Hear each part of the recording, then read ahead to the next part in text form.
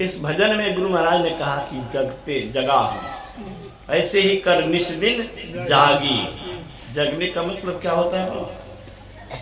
जो सोया रहता है उसी घर में चोरी होती है। सीन फाड़ करके हमारे ननिहर में चोर सब चीज जब लेके चला गया, तब मामी के गले में हंसली थी, उस हंसली पर जब हाथ दिया तो उसकी नींद टूट गई, आओ आओ आओ करने लगी। तो सोए हुए में ही चोरी होती है ना।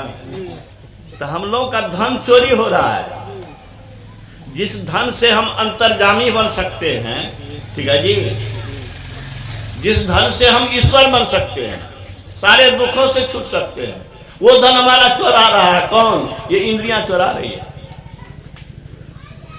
आँख कान नाक जिह्वा जो है इधर ललचा रहा है।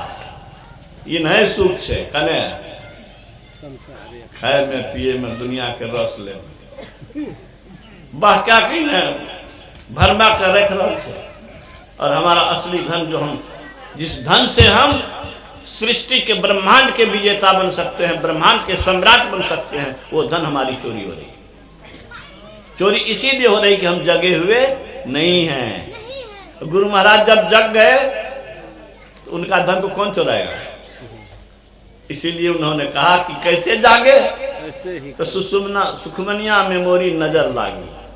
सुखमना में ईश्वर के पास जाने का रास्ता है, सुषुम्ना में ब्रह्म ज्योति ब्रह्म ध्वनि मिलने का रास्ता है। गुरु महाराज ने कहा बाहर में जो रास्ता है ईटा पत्थर कंकड़ का है, ईश्वर के पास जो जाने का रास्ता है वह ईश्वर का नहीं है, वह ज्योति और शब्द का है। ब्रह्म ज्योति। कौन ज्योति? जो ज्योति दीवार के उस पार दिखा सके। गुरु महाराज ने कहा कि सूर्य के प्रकाश में अंधकार है। लोग हंसेगा, कहेगा क्या बात कर रहे हैं आप प्रोफेसर होकर के। सूर्य के प्रकाश में अंधकार है। कौन सब मानते हैं इसको? लोग मानते हैं। सब कोई कुछ नहीं बोल रहे थे, क्या बोले, यही सोच रहे होंगे। कौन प्रकाश है? सूर्य के प्रकाश में शून्य से। ये अभी एक जवाब देखिए। गुरु महाराज ने कहा देख प्रकाश और अंधकार में क्या फर्क है? अंधकार में दिखाई नहीं देता है, अंधकार में दिखाई नहीं देता, प्रकाश में दिखाई देता है। सूर्य के प्रकाश में वह क्षमता नहीं है कि असली को दिखा सके। कैसे अंधकार है मैं बता रहा हूं। ये आत्मा को दिखा सकता है सूर्य का प्रकाश। सूर्य के प्रकाश में हम आपके मन को नहीं देख सकते हैं। ईश्वरीय शक्ति जो जीवात्मा है उसको नहीं देख सकते हैं। इसीलिए सूर्य के प्रकाश में अंधकार है। तो ईश्वरीय प्रकाश, ईश्वरीय शब्द अंदर में है, उसको पाने के बाद सारे दुख से छूटता है आदमी ईश्वर बन जाता है। शरीर में बीमारी रहेगी उसको कोई परवाह नहीं है। गुरु महाराज का ऑपरेशन हुआ, कहा कि जो बेहोशी की दवा देनी पड़ेगी। गुरु महाराज ने कहा जीवन में कभी नशा नहीं लिया। कितनी देर लगेगी? कहा आधा घंटा लगेगा। कहा ऑपरेशन आप लोग कीजिए बगैर बेहोशी की दवा के। यहाँ तक सुई अगर दिया तो आंख बंद कर लीजिए। अब बच्चा से कहता मत पूछियो, सियानो आदमी जब आंख बंद कर लिया मुड़ी घुमा लिया तक कौन बात है, सुइया देना। अब वहाँ चीर हो रहा है बगैर बेहोशी की दवाई के। ऑपरेशन के टाइम में नाड़ी बंद हो गई। गुरु महाराज के चेला थे नंदलाल मोदी जी, पैथोलॉजी के head of the department, Patna medical college. बड़े बड़े डॉक्टर आए थे ऑपरेशन में। जब शरीर की नाड़ी बंद हो गई तो लोग ओटी से बाहर निकल गए। मुंह लटका हुआ है, निराश है, हताश है, दुखी है कि क्या हो गया, क्या कहेंगे भक्त लोग। संशीलवा ने कहा क्या हुआ, आप लोग बहुत दुखी दिख रहे हैं। कहा नाड़ी बंद हो गई, वो तो मृत्यु का चिन्ह है। तो संशीलवा ने कहा उनकी नाड़ी ऐसे बंद हो जाया करती है, आप इसकी चिंता मत करिए। गया तो फिर अब नाड़ी चलने लगी तो ऑपरेशन किया। ऑपरेशन के बाद सब डॉक्टर जब गुरु महाराज ठीक हो गए तो जा करके हाथ जोड़ करके चरणों में साष्टांग प्रणाम करके कहा कि हुजूर आपने हमारी विद्या झूठी साबित कर दी। क्या कर दी? झूठी साबित कर दी। हमारी विद्या से आप डेड थे, मर गए थे, लेकिन आप डेड नहीं थे, आप जीवित थे। लोग डॉक्टर को फीस देते हैं, डॉक्टर लोग ने कहा कि हमारी ओर से आपको फीस एक गाय के रूप में उन्होंने भेंट किया। ये आप हम भक्ति से ये कर सकते हैं, ये काम पशु पक्षी नहीं कर सकता है, इसीलिए मनुष्य पशु से श्रेष्ठ है। गुरु महाराज ने कहा मनुष्य में दो प्रधान बात ही है, ईश्वर और भक्ति और सदाचार। अगर ये नहीं है तो मनुष्य पशुवत है। उनके जीवन को पार्श्विक कहा जाए तो कोई अति उक्ति नहीं। सुन लीजिए, मुर्दा को जिंदा करने वाले 20वीं सदी के महान संत कबीर नानक सूर तुलसी के जीवंत रूप। हम लोगों ने कबीर नानक को नहीं देखा, लेकिन इनको देख के विश्वास होता है कि इसी तरह के संत कबीर नानक सूर तुलसी हुए होंगे। वे कहते हैं मनुष्य में धर्म का ज्ञान है, पशु में धर्म का ज्ञान नहीं। जो मनुष्य धर्म के पथ पर नहीं चल रहा है, धर्म का ज्ञान नहीं रखता है, उसके जीवन को पार्श्विक कहा जाए तो कोई हानि की बात नहीं। तो बंधुओं, एक दो बात और मैं कह देना चाहता हूं, पता नहीं कब आऊंगा कि नहीं आऊंगा। जी, मैं ये कहना चाहता हूं कि देखिए कितनी बड़ी बस्ती है यहाँ, कितने लोग सत्संग में रह सकते थे। इतनी ऊंची बात, निन्नी मिन्नी का नाच आ जाए तो छलम छला हो जाएगा। भगवान राम इस देश में ऐसे नर रूप में, मनुष्य रूप में ईश्वर बन के आए, जो समुद्र में पुल बना दिया। गुरु महाराज ने कहा 400 योजन का लंबा पुल, नीचे में एक भी खुट्टा पाया नहीं। आज भी राम सेतु का जो टीवी वगैरह सुनते होंगे, देखते होंगे, सेतु, राम सेतु को अभी भी दिखाया, पत्रकार वहां गया है, पानी में डूब करके जंत्र लगा करके गया था कि पानी के अंदरों में हवा सांस ले सकता है, देख सकता है, सुन सकता है। उस वीडियो को मैंने देखा है। 400 योजन का लंबा पुल, नीचे में एक भी पाया नहीं, जिसके चरण के स्पर्श से पत्थर बनी अहिल्या ब्रह्मलोक चली गई। कितने राक्षसों का वध किया। भगवान कृष्ण ऐसे थे कि समुद्र द्वारकापुरी बसा दिया, जन्म लिया तो फाटक खुल गया, पहरेदार बेहोश हो गया, नहीं हो गया। और जब जमुना होकर के ले जा रहे हैं नंद जी, तो जमुना नदी का जल उनका चरण स्पर्श करने के लिए ऊपर उठ रहा है, और बसदेव जी का हालत खराब हो रहा, कंठ तक पानी आ गया। घबराया हुआ देखा तो भगवान कृष्ण ने अपना पैर नीचे कर दिया, पानी पर फिर नीचे चला गया। पुतना राक्षसनी आई थी, उसको स्तन में विष लगा करके मारने के लिए, जो दूध पियाने के नाम पर इसको विष पिला करके मार देंगे, उसी का प्राण चूस लिया। नहीं, क्या नहीं किया भगवान कृष्ण ने, उसका वर्णन मैं नहीं कर सकता हूं, अनंत रूप से नहीं कर सकता। ऐसे जो भगवान राम थे, कृष्ण थे, वो गुरु की सेवा करते थे।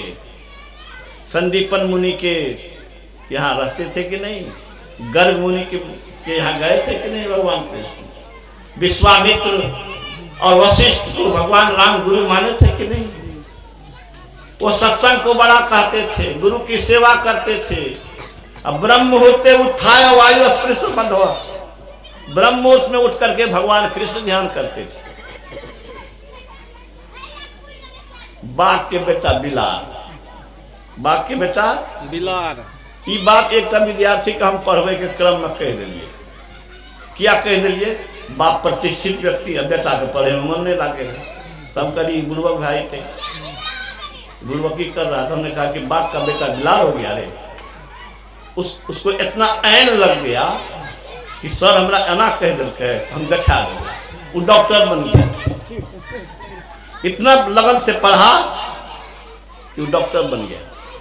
हम तो भूल गए थे, हम तो कहते रहते थे हजारों विद्यार्थी लोग जो, लेकिन उसने जब डॉक्टर बन के आया तब हमको कहा कि सर पढ़ाने के टाइम में आपने कहा था कि बाघ का बेटा बिलार हो गया। उस वाक्य ने हमारे जीवन को बदल दिया। तो मैं आप लोगों को कहता हूं कि बाघ का बेटा बिलार कैसे हो गया?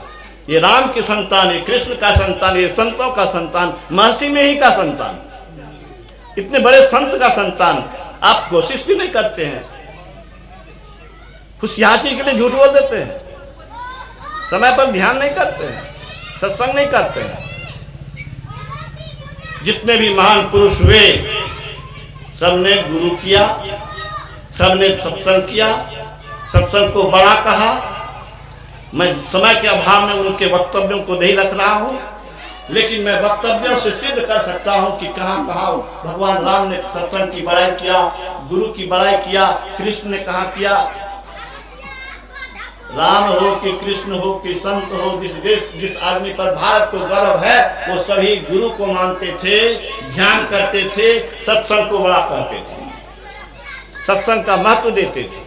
जो सत्संग का महत्व नहीं देता है, मैं यही समझता हूं कि वह राम श्री कृष्ण का महत्व नहीं देता है। जो ध्यान नहीं करते हैं, इस शरीर को आध्यात्मिक प्रयोगशाला नहीं बनाते हैं, वो राम श्री कृष्ण को मानते हैं क्या? क्या मानते हैं महाराज? हमको अगर मानते हैं तो हमारी बात मानिए, बात की बात नहीं मानते हैं तो बात को क्या मानते हैं आप? यहाँ तो बापों को नहीं मानने वाला। जो माँ अपने तो भीगे हुए वस्त्र पहन के रहती है, भीगे वस्त्र पर सोती है, लेकिन बच्चे को क्या सुख नहीं देती, उस माँ का और बाप का। अभी समाज में जो दुर्दशा हो रही है, बूढ़े माँ बाप जिस तरह से आज अपना दुख दर्द सुनाते हैं, वह बहुत ही दुखद और शर्मनाक लज्जाजनक है। एक बूढ़े बुजुर्ग ने हमसे कहा, क्या कहा सुन लीजिए, 100 शिकायत सुना दिया, कैसी अवहेलना उपेक्षा हो रही है, प्रताड़ित है, अपमानित तिरस्कृत है, दंडित है। अंत में कहा कि हम अहाँ को कहना, हमारे बेटा पुतों की बात नहीं कहवे, नहीं तो जो खा लेते सो वो नहीं देते। जो माँ बाप का नहीं हुआ दूसरे का क्या होगा? अभागा। और ऐसे ऐसे कुपुत्रों के कुपुत्रियों की कमी नहीं है। ससुराल पतिये सब कुछ, पति के माँ बाप मर गए। जिस पति को बूढ़े माँ बाप ने पाला पोसा, इस लायक बनाया कि तुम्हारे मांग का सिंदूर बना हुआ है, अगर वह उजड़ जाए तो तुम्हारा सुहाग उठ जाएगा, विधवा हो जाओगी। जिसके बदौलत तुम्हारा सुहाग बना हुआ है, सौभाग्यवती बनी हुई हो, वह खाने के लिए तरस जाए, वह अच्छी बात सुनने के लिए तरस जाए। कितना दुखद स्थिति है। हर तरह से समाज जो है सो नारकीय होता जा रहा है। बड़े बड़े विद्वान हैं, बड़े बड़े पढ़े लिखे लोग हैं, लेकिन क्या कुकर्म नहीं कर रहे हैं। पियो कोनो गलत कही थी। गुरु महाराज के शब्द को मैं दोहराता हूं, स्कूल कॉलेज की जो विद्या है वह अविद्या हो जाती है। विद्या हे विद्या तू महा अविद्या, ये चोरे बनेगा। अब कौन ऑफिस चाहिए तो बिना पैसा का आपका काम होता है क्या? विश्व सूत्री के बैठक में मैंने कहा था, मंत्री बिहार सरकार के उस समय थे, अध्यक्ष और मैं था उपाध्यक्ष, पूरे जिला के सारे पदाधिकारी थे, मेंबर थे विश्व सूत्री के। जो लोग विश्व सूत्री के बैठक में जाते होंगे वो जानते होंगे कि विश्व सूत्री की बैठक में सारे पदाधिकारी रहते हैं। वहां मैंने कहा था कि श्रीनगर शिक्षक लेकर के जो रोड पर रॉबरी करता है, डकैती करता है, उससे बड़ा लुटेरा वह है जो लाल बत्ती वाले गाड़ी में बैठते हैं, हैंडसम सैलरी पाते हैं, सरकारी आवास में रहते हैं, जहां जाते हैं प्रतिष्ठा होती है, लेकिन कलम के नोक पर गरीबों का करोड़ों लूट रहे हैं। वो कोई कम पढ़ा लिखा है? वो मूर्ख है क्या? वो सब बड़ी और कड़ी परीक्षा पास करके ऐसे पद पर जाता है। वह आदमी चोर बन रहा है, उसकी विद्या क्या है भैया बोलिए तो बाबा? वो विद्या है क्या? जो विद्या दुख में पड़ावे, जो विद्या नरक ले जावे, जो विद्या कुकर्म करावे, वह विद्या विद्या नहीं, वह विद्या घोर अविद्या है। लेकिन ये सत्संग की विद्या, संत की विद्या जो है ही बाबा, वही असली चरित्र बनाता है, विद्वान बनाता है, बुद्धिमान बनाता है। वही स्वर्ग का रास्ता, स्वर्ग से ऊपर देवता बनने का, ईश्वर बनने का रास्ता बताता है। यही ज्ञान असली ज्ञान है। हमारे पूर्वजों ने क्या कहा? सा विद्या या विमुक्त। विद्या वही है जो सारे दुखों से, सारे अभावों से, सारी विवस्थाओं से हमको मुक्त करा दे। वही विद्या असली विद्या है। वही असली विद्या आज सुजनैनों के नाम पर उनके परिवार के लोगों ने, बेटी ने, नतनी, नाती ने और सब कोई मिलकर के आप लोग समाज के लोगों ने सहयोग किया। मैं सबको नमन करता हूँ। जो कहा हूँ संत की ओर से कहा हूँ। मेरी विनम्र प्रार्थना है कि भाषा अगर मेरी कड़वी हुई हो तो माफ कर दीजिएगा, लेकिन जो कुछ मैंने कहा है वह संतों की बात कहा है। उनकी बात मान करके चलिएगा, आपका भविष्य उत्तम से उत्तम होता चला जाएगा। बोलिए प्रेम से।